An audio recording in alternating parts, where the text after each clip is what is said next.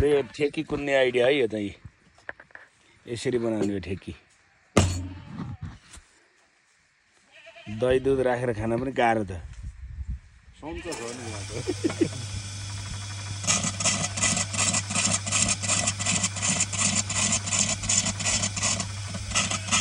यही सिस्टम पहिला पानीले चलाउँछ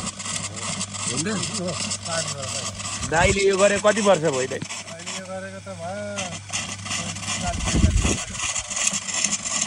45 वर्षदेखि अहिलेसम्म पनि यही पेसा गरिरहनु भएको दाइलेलाई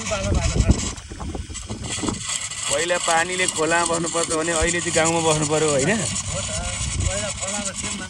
सिममा हो घामको मुख देखिँदैन थियो पहिलालाई